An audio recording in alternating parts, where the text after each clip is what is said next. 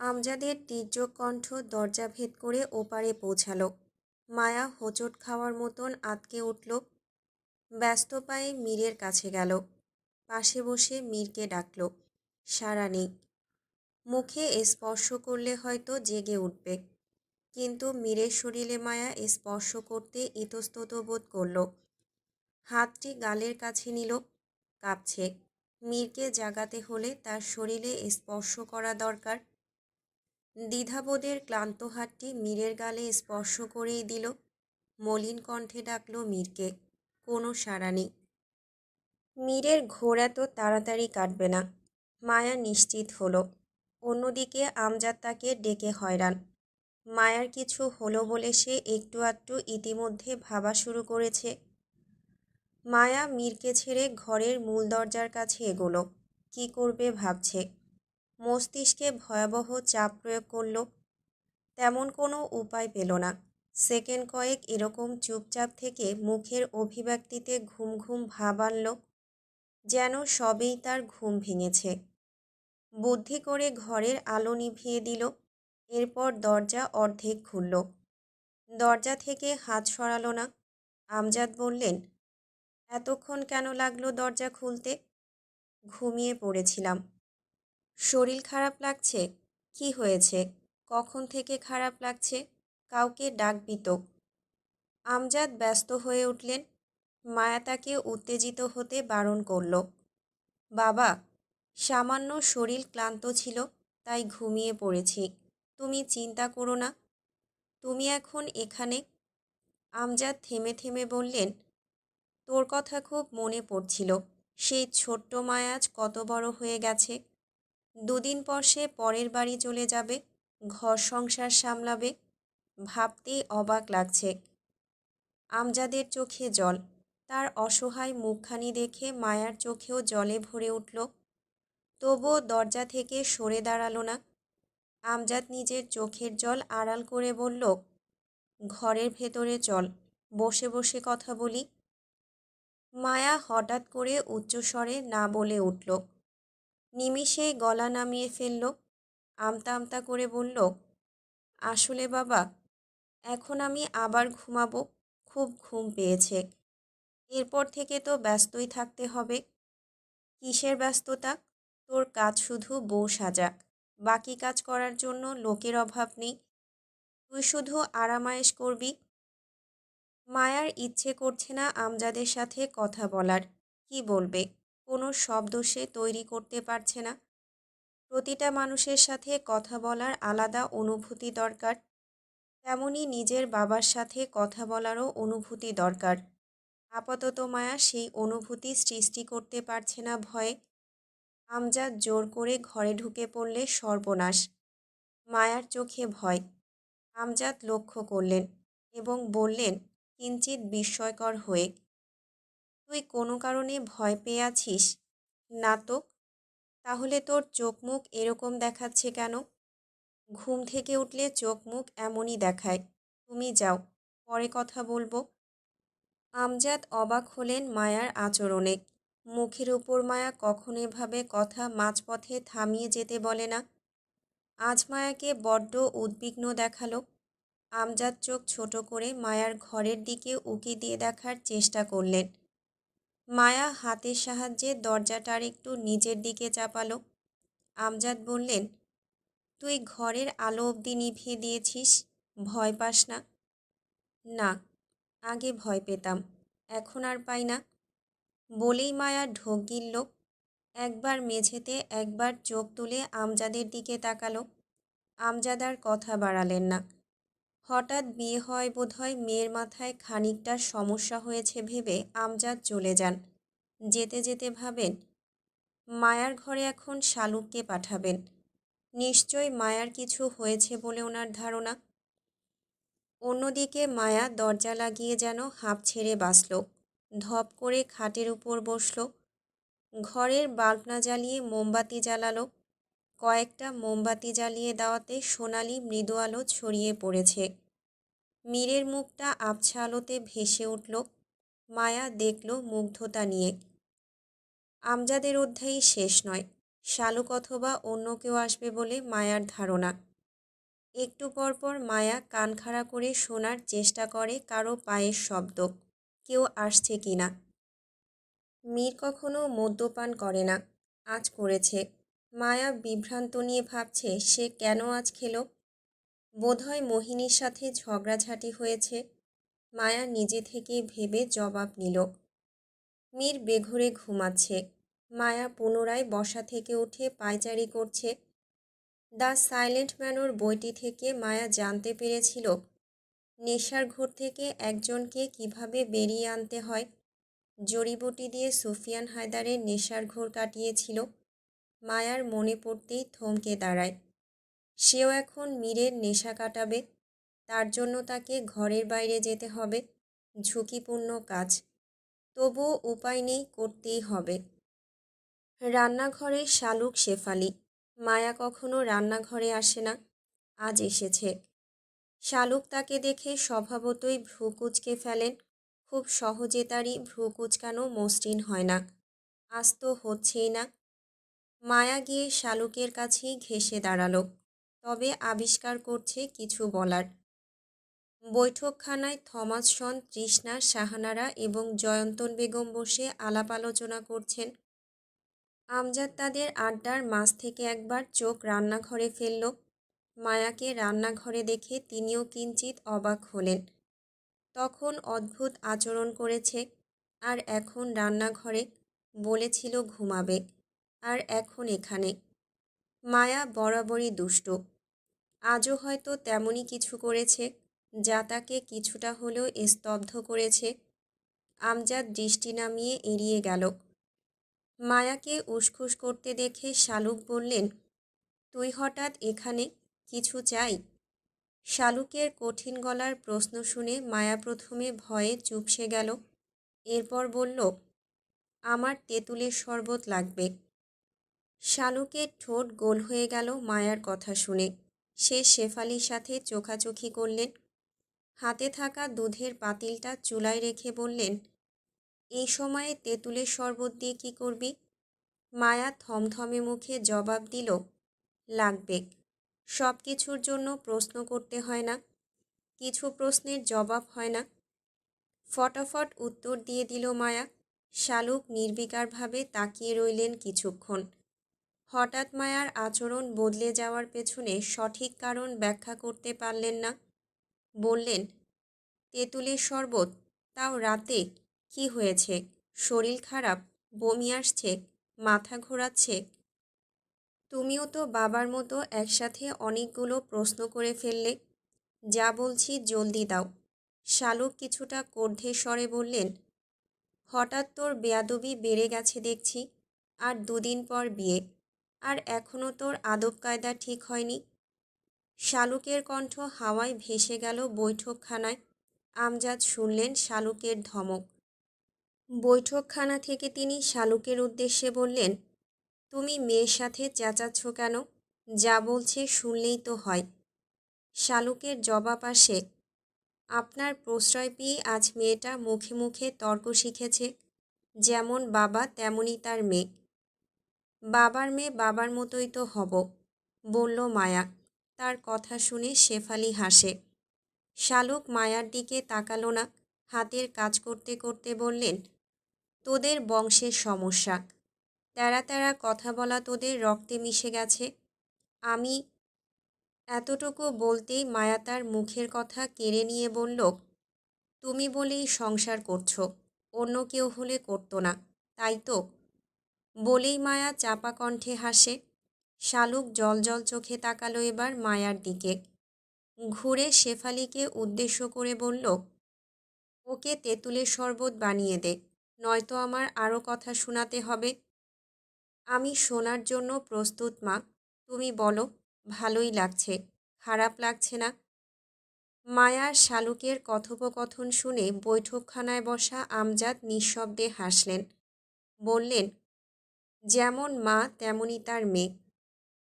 ঘড়ির কাঁটা এখন ঠিক 11টার কাছাকাছি। মায়া মিথ্যা বলে এখন তেঁতুলের শরবত এনেছে। শালুক সন্দেহের চোখে মায়ার দিকে দেখেছিল বটে, কিন্তু অতিথিদের সমালোচনার চক্করে পড়ে মায়ার ঘরে আর আসেনি। কিন্তু তাকে অনুসরণ করে বুলবুল। বুলবুল তার ঘরের সামনে ঘাপটি মেরে দাঁড়িয়ে আছে। মায়া মীরের পাশে বসে। কিছু প্রহর ধরে মীরের সৌন্দর্য দেখল। মীর জেগে উঠলে নিশ্চয়ই এখন চলে যাবে। মায়া কখনো চায় সে জেগে উঠুক, আবার চায় সে ঘুমাক, আর তার ঘুমন্ত মুখটা মায়া দেখুক। তেঁতুলের শরবত চামচের সাহায্যে মীরের মুখে দিল। পরপর কয়েকবার শরবত দিল তার মুখে। সময় গুনছে। ঘড়ির কাঁটা গোল হয়ে থেমে থেমে ঘুরছে। মীরের নেশার ঘোর বোধহয় এক্ষুনি কেটে যাবে। মায়া অধীর আগ্রহে বসে আছে মীরের পাশেই। মায়া হামি তুলল। ঘুম ঘুম পাচ্ছে। কিন্তু এখন ঘুমানো তার জন্য ঝুঁকিপূর্ণ। সে খুব কষ্টে জেগে রইল। মীরের নেশা কাটা সবেই শুরু হয়েছে। হাত পা নাড়াচ্ছে। মাথা এক কাঁধ থেকে আরেক পাশে কাত করল। মায়া এই সুযোগে মীরকে খুব কাছ থেকে ডাকল। মীর টিপ টিপ করে চোখের পাতা মেলে। মীর পুরোপুরি চোখ মেলে তাকালো।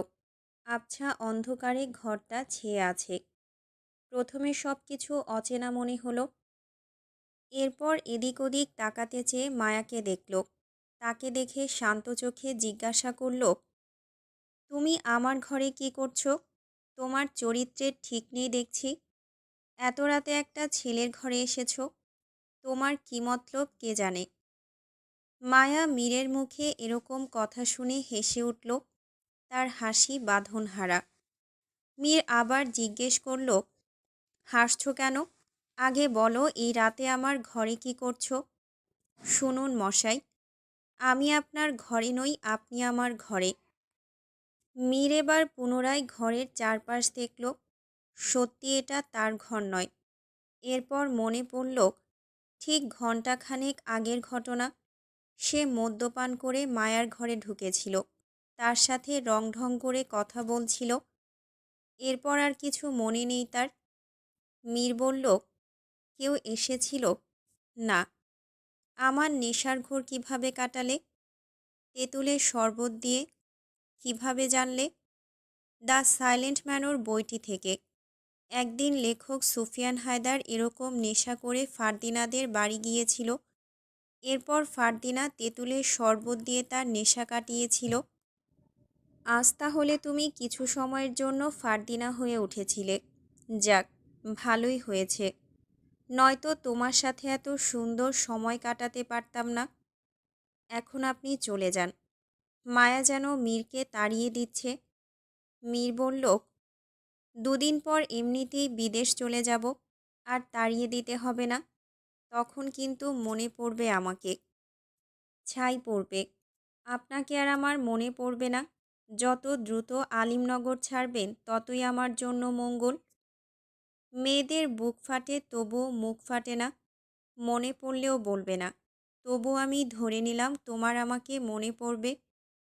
আপনি ধরে নিলেই হবে, বলেই মুখ ভেঙচি দিল। মীর মায়ার দিকে গভীর দৃষ্টিতে তাকালো। মায়া নড়ে চড়ে ঠিক হয়ে বসল।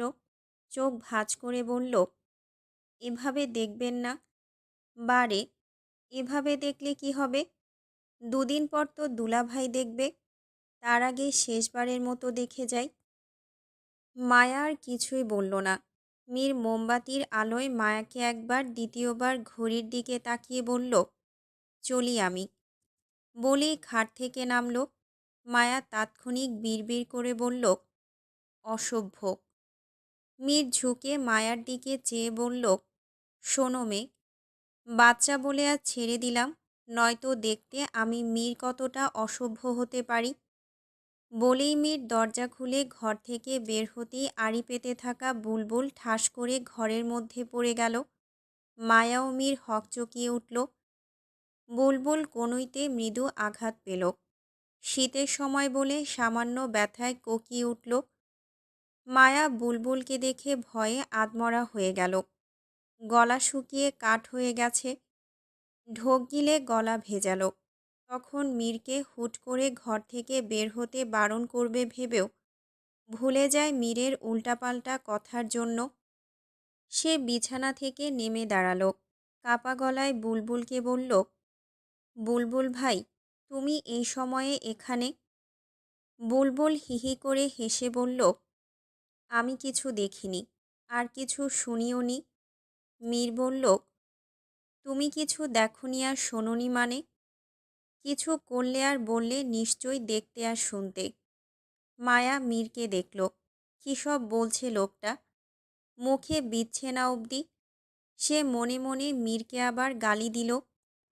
বুলবুল মেঝে থেকে উঠে দাঁড়ালো। প্রথমে তাকালো মায়া, এরপর মীরকে ক্ষীণ চোখে দেখে বলল, আপনারা এই ঘরে এতক্ষণ কি করছিলেন? তুমি যা ভাবছ তা নয় ভাই। মায়া কথা শেষ করার আগেই বুলবুলের কাঁধে হাত রেখে মীর বলল, বুলবুল ভাই, তুমি যা ভাবছ সেটাই। বুলবুলের চোখ এবার প্রস্তে বড় হলো, মুখের হাসি আরও গাঢ় হলো। এই হাসির কারণ মায়া খুঁজে পেল না। সে শুধু হা হয়ে রইল। বুলবুল বলল, আমি যা ভাবছি সত্যিই তাই। হুম এখন কি করবি বল? মীর জিজ্ঞেস করল। বুলবুল ভেবে বলল, আমি এই কথা কাউকে বলবো না, যদি আমাকে অনেক টাকা দেন। আচ্ছা চল, তুই যা চাস তাই দেব। শুধু আজকে আমি আর মায়া কি করেছি এই ঘরে এসব কাউকে বলবি না। বুলবুল মাথা কাত করে বোঝালো সে কাউকে বলবে না। তারা দুজন চলে যায় কোথাও। মায়া দরজা লাগিয়ে ধপ করে খাটের উপর বসে। বুলবুল দেখে নিয়েছে মীরকে। টাকার লোভে সত্যটা লুকিয়ে যাবে কিনা ভাবছে। রাত গভীর থেকে গভীরতর হচ্ছে। মায়ার চোখে ঘুম নেই। রাত পোহালে একটা শব্দই আজকাল কানে ঘন ঘন ভেসে আসছে, মায়ার বিয়ে। বিয়ে নিয়ে ঘেরা কত স্বপ্ন থাকে একজন নারীর। আজ মায়ার সেই স্বপ্ন কেবল দুঃস্বপ্নের মতো। ইচ্ছে করেও ভেতরে এতটুকু আনন্দ তৈরি করতে পারছে না। মেয়েদের বিয়ের সময় বোধহয় পণ হিসেবে বাবার বাড়ি থেকে সবই দেওয়া হয়, শুধু নিজের ভালোবাসার মানুষটিকে দেওয়া হয় না। যদি নিয়ম মেনে যে যাকে ভালোবাসে তাকে পেত, তাহলে আজকে বোধহয় মায়াই সবচেয়ে বেশি খুশি হতো। সে মীরকে পেত। তাকদির। আজ তার সেই খুশির সৃষ্টি হলো না। ঘড়ির কাঁটা এখন 12টার কাছাকাছি। মায়া জানালার পাশে দাঁড়িয়ে আকাশের দিকে তাকিয়ে আছে। ঘুম নেই চোখে তার। আজ তৃষ্ণা তার সাথে শুয়েছে। তৃষ্ণা ঘুম চোখে মায়াকে ডেকে শুতে বলল। মায়া জানালা বন্ধ করে ঘরের ভেতরে প্রবেশ করতেই দূর পশ্চিমের দিক থেকে বাঁশির সুর ভেসে আসলো। মায়ার কানে আসতেই সে থমকে দাঁড়ায়। সুরটা এতটা স্নিগ্ধ যেন তাকে টানছে, ডাকছে। মায়া তৃষ্ণাকে ডাকল ব্যস্ত কণ্ঠে। তৃষ্ণা উঠে আসলো বিছানা থেকে বাধ্য হয়ে। আজ তৃষ্ণাও শুনেছে বাঁশির সুর। তারা একে অপরের সাথে চোখাচোখি করল। মায়া বলল, শুনেছিস, আমি ঠিক সেদিন এরকম বাঁশির সুরই শুনেছি। আজও সেই একই সুর। অদ্ভুত, কিন্তু এত রাতে কে বাজাচ্ছে? তৃষ্ণা হতবাক হয়ে গেল। চল, আমরা ওদিকে গিয়ে দেখি কে অচেনা বাঁশিওয়ালা। আজকে তো একে দেখতেই হবে। কিন্তু এত রাতে? তো কিছু হবে না, চল। বলেই তারা হাতে টর্চ নিয়ে ধীরস্থির পায়ে সবার নজর এড়িয়ে বাড়ির পেছনের দিকে আসলো। বাড়ির পেছনের প্রাচীরে ছোট্ট লোহার দরজা খুলে সুর ধরে হাঁটতে শুরু করল। টর্চের আলো নিভিয়ে ফেলেছে। চাঁদের আলো তীব্র আলো মেলেছে। সেই আলো ধরেই তারা হাঁটছে। সামনে এগোতে এগোতে ভেসে আসলো ধোঁয়াময় এক নিস্তব্ধতা। বড় ধান ক্ষেতের পাশে শিমুল গাছ। ঠিক সেই গাছের দিক থেকে ভেসে আসছে সুরটি। মায়া তৃষ্ণাকে বলল, শিমুল গাছের নিচে নিশ্চয়ই কেউ বসে আছে। কারো ছায়ামূর্তি দেখা যাচ্ছে। তৃষ্ণা কিছু পা সামনে এগিয়ে গেল। মায়ার ধারণাই সঠিক প্রমাণিত হলো। শিমুল গাছের নিচে বসেই কেউ বাঁশির সুর তুলছে। সুরের সাথে সাথে যেন ভেসে আসছে ধোঁয়া। তৃষ্ণা মায়ার দিকে তাকিয়ে ভয়ার্ত কণ্ঠে বলল, কে হতে পারি বাঁশিওয়ালা?